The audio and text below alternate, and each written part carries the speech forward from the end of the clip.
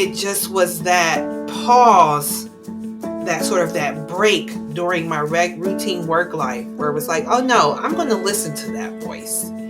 So if you have that voice, listen. Don't wait as long as I did. You can start off, you could always take the side hustle approach. It doesn't have to be both feet in all at once. There are so many ways. We are living in a time where opportunity is everywhere.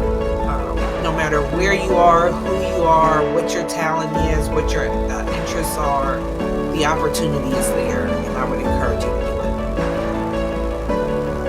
it. Welcome to the Abundant Vision Fundraising Podcast. Whether you are a seasoned professional or a first-time fundraiser, we have the advice you need to take your next step toward major gift mastery. I'm your host, Tom Dauber, President of Abundant Vision Philanthropic Consulting. Welcome to part 2 of our interview with Regina Alhassan, President of ResearchPro, as she shares about her experiences working in the nonprofit world as a woman of color and reflects on how that prompted her to strike out on her own. Let's jump back into the conversation. You took a big leap from being an employee, in a state job, I might add, to being an entrepreneur. A lot of people aren't brave enough to do that. I know it took me a while to be willing to go this direction.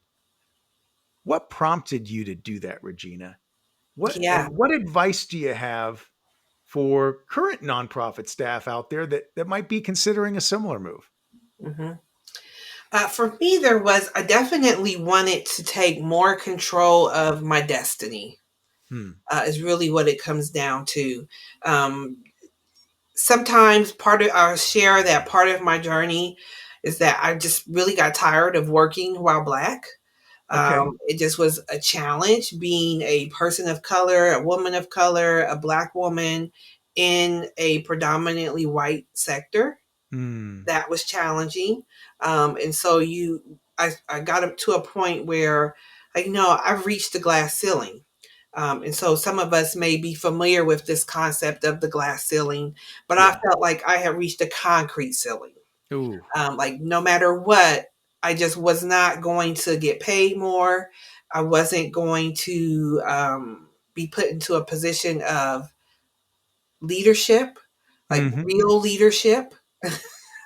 And so all the classic scenarios that people of color face in our industry, I was facing those and decided that I could do better for myself. And so decided to take that leap of faith. Some of the other factors that were at play was that I had recently got married at like 40. I had another child at 41. And so like around 41, I went on maternity leave and had an amazing maternity leave. And then coming back to the workplace, it just, the daily microaggressions and that daily experience just did not beat out the experience of being, of being connected to my purpose. The experience of stay at home with the baby or go to work and deal with the microaggression. It's like the baby wins. So that was definitely part of it. But that maternity leave at that point in my life was enough of an interruption, enough of a pause for me to decide I want a different direction for my life. Oh, that makes total sense. Yeah. Tell me, if you don't mind, this is a little off script here, but could you talk a little bit more about your experience as a woman of color in the advancement profession? It's challenging. And so my reference point really is the Ohio State University, which is a very homogenous institution historically. It's a predominantly white institution. The donor base is homogenous. The alumni base is homogenous. And so then there's the piece of just navigating your own identity within spaces where you're the other. Yeah. You're the other as far as gender. You're the other as far as race. Lots of different things. So that is always a challenge. And certainly there are times when, and so I want to say it's like this really textbook scenario of I'm a high performer, I'm a top rated partner. Mm-hmm. There's the data to back that up. When the university launched a new database, I was part of the training team and I was a top rated trainer, consistently being voted one of the best trainers, but I couldn't get a training position. Consistently voted by Health Sciences, one of the top fundraising partners, but I couldn't get into management. I had to train everyone that came into the department. That was my role, to train all of the incoming people, but I couldn't be made a manager. Mm. Lots of different things, lots of different scenarios. When I would make the case for either advancement or a pay raise, the response was always that it's not fair to everyone else, Mm-hmm. and never about my own merits. Just, this isn't fair to others. It's like, well, what do others have to do with my performance? So a lot of typical scenarios that I faced as a woman of color, as a person of color in our industry, besides the isolation. Um, but it's hard to say this, but in some ways that's the world we live in, and that's the Mm-hmm. space that people of color navigate in the United States. But I personally reached a point where, and not even beyond the university, this is really after I had left the university.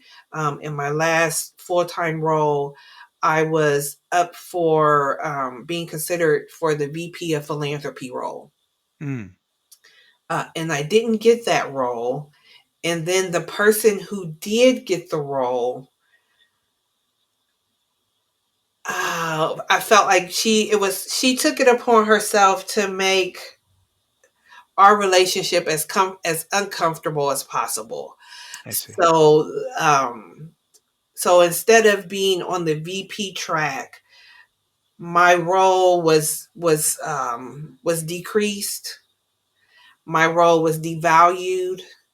I was told during that time and during that tenure by the board that, prospect development work was dirty. Like, a board member said that it's dirty, it's low value. They didn't want to receive prospects from me. And then the fundraising committee of the board eventually told me, after going to the meetings and presenting prospect names, they eventually told me that they don't want prospects at all. They're not a fundraising board. They're into building friendships. They only want to work with their friends. Mm. So I felt like, given the size and the influence and the value of that particular institution, it just was like, is this about me? Is this about race? Are you really saying you don't want donors because you have a $22 million goal? So I know you need donors, but there are just always those things that it's like, is it me or is it race? And so then eventually, just like, I don't want to deal with that anymore. So I'll just take myself out of the equation and work with Yeah. those that want to work with me. Sure. Well, good for you. I mean, it sounds like you've really gone from a place of having other people kind of control your destiny to really being the captain of your own ship. Absolutely. That's part of my meditation. I am the captain of this ship. All right. All right. Hi there, listeners. Tom Dauber here, reminding you that spring is just around the corner. Many of your biggest donors will be returning home from their winter homes and settling in for a few months. This is the perfect time to begin the conversations that will lead to the next major gift for your organization. It is also the perfect time to brush up on all the skills you need to build rapport, develop relationships, and make a direct solicitation of your donor. I cover all of these topics and more in my online class, Abundant Vision Academy. Head over to thomas-dauber-s-school.teachable.com. The link is in the show description. Now, back to the episode. So So there've been a lot of things there. What advice do you have for nonprofit staff considering a similar move? Hmm. Go for it. Um, I, I will always be a proponent of taking the leap at this point. You take the leap, the universe will meet you. The universe will match your energy. I am living proof of that. But I think if you have that inkling, everyone doesn't have that inkling, first off. Everyone doesn't have this inner voice telling them, you could do something else. You could do this for yourself. And I had that voice my entire career. Hmm. It just was that pause, that sort of that break during my routine work life where it was like, oh no, I'm going to listen to that voice. So if you have that voice, listen. Don't wait as long as I did.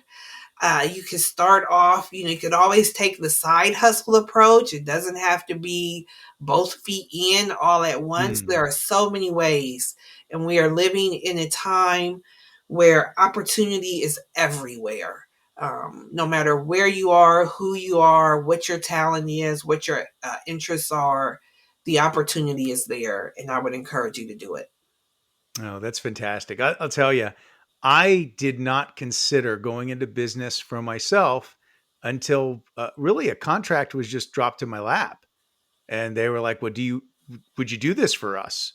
And then I had to ask myself, well, if I do this for you, I probably need to pull out of all these searches. And, but ultimately it came down to this question is where can I do more good?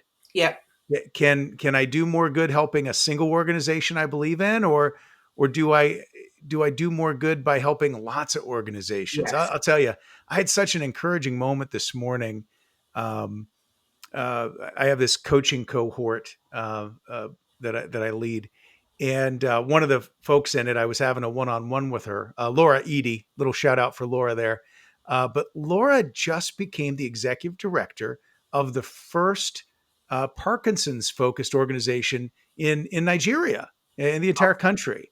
And she shared with me there's only like 5 neurologists in that country, and so they're meeting a tremendous need. And I'm sitting there, and from my time with Ohio Health, I did a lot of neuro work specifically around Parkinson's, and I got to interact with a number of organizations kind of with similar goals here in the States. And it was just so reaffirming and encouraging, that I could be of help to her, that she's doing this incredible work, and she needs support, and I can be the person that can come alongside of her to help her do a better job and to have more resources. So I don't know. I'm just finding it tremendously fulfilling. And again, how else could I have influence? How else could I make a difference in Nigeria than by Absolutely. doing this sort of thing, right? I love it. Yes, yes. And so we do with and when you go out on your own, and as a consultant, I find that I do have the opportunity to help so many more people Hmm. than a handful of gift officers at one large institution. And that is something that I take a lot of pride in, being Yes. able to like just drive around my city or hear commercials on the radio or, just see something on TV. It's like I had a part in that. I played a role in that. And even like my family can get in on the excitement. And so I'll share an example. Hmm. And so again, someone from OSU, former OSU colleague, Jody Bopp, who is Hey, now Jody. yes, hey Jody, who is now at I Am Boundless, which is a statewide organization here in Ohio. And so they were a client of mine for a few years, and they have commercials on PBS is what I'm getting to. Most especially, they have commercials on PBS Kids. And Hmm. so my youngest daughter, who's 8 now, but at the time was maybe like 6 or 7, maybe about 5 or 6. She would see the Boundless commercials on TV. Boundless, mom's client, and get really excited. Or we would see the vans, driving around and get really excited. Right. Same for the YMCA who I've worked with. And so being able to make those connections for my daughter as well is also rewarding. And for her to explain, like, what do I do? What is Yeah. mom's work? What's mom's job? I don't just sit in at the computer all day. Um, but explaining to her, like, what is mom's job, and Yeah. breaking it down for a child to understand that, mom helps the people who helps the people that help the people. And so, like, that is really, really exciting and empowering for me, just to know that I've touched all these great causes, and it's just so rewarding. And the introvert in me doesn't need the recognition, just the paycheck, just the That's it. just the That's it. just the compensation. Oh, that's awesome. Well, Yes. so that's a great segue. Yeah. Tell us about Research Pro. What Yeah. services are you providing? How do you do fees? Yeah. What types of clients are you looking to serve? Yeah. So Research Pro is a prospect development consulting firm. And that means I work with nonprofit leaders to help them find qualified prospects for their multi-million dollar fundraising campaigns. Hmm. And so I offer a variety of service that are all centered around prospect identification, donor wealth analysis, donor or prospect wealth analysis, data analysis, and building out development operations for your fundraising team. Okay. Oftentimes we do get into engagement strategy. So if I give you a list of names, the next natural question is, what do I do with this list of names? And so we get into engagement, but then beyond that, we get into the operations. So what are you doing logistically with that list of names? How are you managing that data? Yeah. How are you automating that data, etc.? So it's pretty comprehensive. And I am a fundraising partner, so I support frontline gift officers by providing them qualified leads. Hmm. Okay. And do you have bandwidth for more clients right now? Like if one of my listeners was thinking, "Boy, I could really use some help here," Regina, do you have room for that, or are you booked full? Absolutely. There's always bandwidth. There's always bandwidth for conversations. And so we have Research Pro offers a variety of curated packages. So our signature partnerships, some are focused on those individuals that are building out brand new fundraising teams. There's one that's focused more on building out a grateful patient, grateful Hmm. client fundraising campaign. I have a 2-day intensive, which is my VIP by Research Pro experience. And then also, I have not just done for you work, but I also do training. So I Hmm. offer a 5-week accelerator to teach fundraising teams how to do their own prospecting. So Yeah. you can do this long after I'm gone. And so there's always bandwidth to talk. You can reach out to me on theresearchpro.com. Hmm. There are also resources there. So if you're sort of new and just figuring out what your fundraising strategy is and what your prospect development strategy is, I have videos, I have guides available as well. So I encourage you to go to my website, again, theresearchpro.com, and you'll find those paid and free resources available to you. Well, speaking of free tips and Yeah, tricks there, I know that there's a lot of nonprofits out there that are struggling to find donors and may not feel that they have the budget to bring you in as a consultant. Do yeah. you have any tips or tricks that you could share with those folks as to where to start in prospect identification and qualification? Yeah, so absolutely.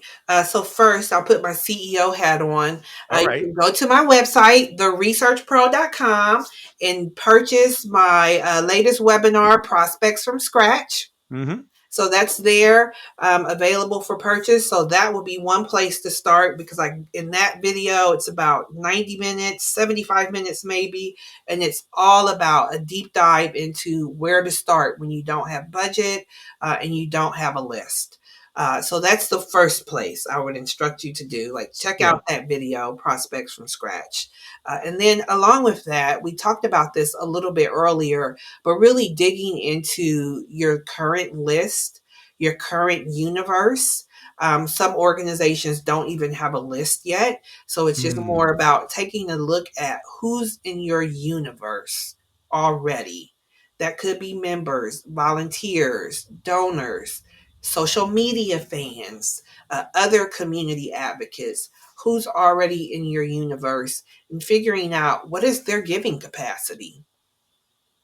Is there I don't know, kind of uh, a bright flag that you frequently see when reviewing a client's data Hmm. that staff often miss internally? Yes, it's the lower level giving. Those donors of like $200 a year, or that Hmm. $500. It's sort of that lower level that's just, they don't quite make the major giving cut with their lifetime giving totals. And so they never make a list for analysis, and they just never bubble up to the top for prospect engagement. Hmm. So really those lower level donors, and I encourage people to just take a look at those people, pull a list and create some sort of engagement opportunity, some sort of special call to action just for that mid-level group to see what they will do, if they'll bump up or not. If they don't bump up, you don't lose anything because they're still supporting you. But if they do bump up, there's the advantage. That's what we are looking for. And some of them will. Everyone will not, but absolutely some will. No, that's great advice. I think back, there was a oh, I think it was like a $200, $300, might have been even $600 gift that came in an organization I was at. And it came in cash. Um, this person had given a cash gift to like a staff person, right, where they were getting some care at, and of course that was not the way the money was supposed to flow in the organization, but it got to me. Mm-hmm. And it was really interesting because in this particular situation, we had some old donor walls that were defunct, and a lot of that data hadn't gotten into the system. Mm-hmm. um, but I had to do some research because I saw this money, and I was able to find out from the staff person where the money came from. And it just so happened I'd done that research, of digging through that old defunct donor wall, and I recognized the name, and I was able to put two and two together. And this lady had been part of the highest tier of giving on that old donor wall, but none of her data had made it into our current database. Mm-hmm. Um, and and so I just called them to say thank you, to let them know we got their money. And the husband picked up the phone, and he had recently made a seven-figure gift at another institution. And the conversation just went well, and he told me, it's about time we make our next big gift, and it needs to be to your organization. And but it all just started with that $600 cash gift coming in all weird, wrinkly $100 bill. It was a sight to behold. Yes. um but you just never know what you're going to find with Yeah. some of those quote unquote lower level donors, right? Yeah. And it's, you bring up a few interesting points. I find organizations that just aren't doing any type of data analysis ever. They're Hmm. never pausing and being reflective on what's going on in their database. Or so maybe another way to look at that is, because not everyone thinks about data. So another way to think about that is just having the pause and reflecting on what your donors are doing. Yeah. And was working with, so right now I'm on faculty for a development fundraising education program for the Human Services Chamber of Franklin County. All right. And yes, it's an amazing cohort, and I've enjoyed teaching in that course. But one of the things that has come out for some of the participants is the fact that they're not doing any type of data analysis. So the example I'm thinking of is an individual gift officer that shared that they're getting donors. They have donors that give $5,000 at once. They do that once a year. They write a $5,000 check. And for me as a prospect development professional, I get excited by that because I'm like, oh, that's a $25,000 prospect all day, every day. Even Yeah. more, it's a $50,000 prospect. They're already doing the 25. So that's a $50,000 prospect at minimum. Yes. And because they're giving 5,000 without being asked, without being engaged, they're just doing it. That lets me know they're really probably more like $100,000 prospect. Somebody needs to talk to them. And so it's just that moment of, okay, gift officer, pause and look at what's going on with your donors. And oftentimes organizations will bring me in and say, we need new donors, find new people for us. And then it's like, okay, but let's go back, right back to your universe. Mm-hmm. Who's already doing something? And what are they doing? Let's look at them. Have you exhausted your opportunities to grow the relationships you already have? And most of the time, organizations have not.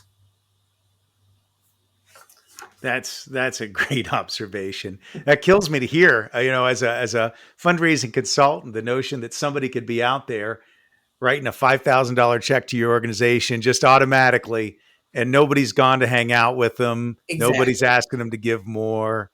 But you're right. I'm seeing those sorts of things too. I've Correct. got clients I'm working with.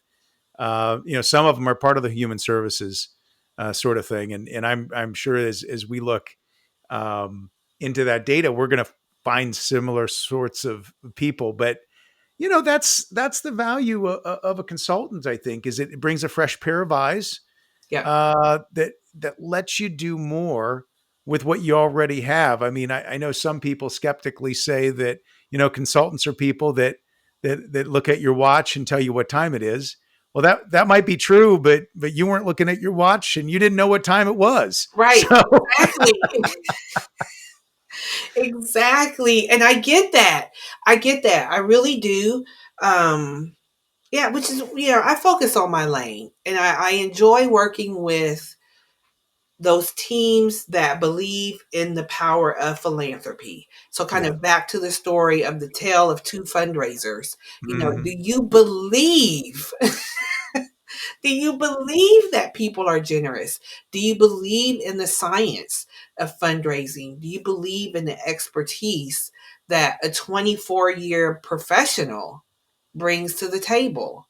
Yeah. And so like for both of us, we're not new. We didn't start last year. We're not guessing. Like this is based on 20 plus years of practical experience, Yeah. of theoretical learning and is combined with practical experience, and so it really does come down to, for me anyway, do you believe in philanthropy? Do you believe in yourself as a relationship manager and your ability to cultivate and advance a relationship? Hmm. So those are really important As points always, and things that I'm your I host, Tom value Dauber. as a Thank you for consultant joining because I me as we recognize journey together that toward major if gift you are a mastery team on the that Abundant doesn't Vision believe in that, Fundraising Podcast. no matter what I do, no matter what names I offer you, no matter what strategy I offer you, you're not going to see the value of prospect development. That's all the time we have for this week's episode. I hope you'll join us next week for our third and final interview segment with Regina Alhassan.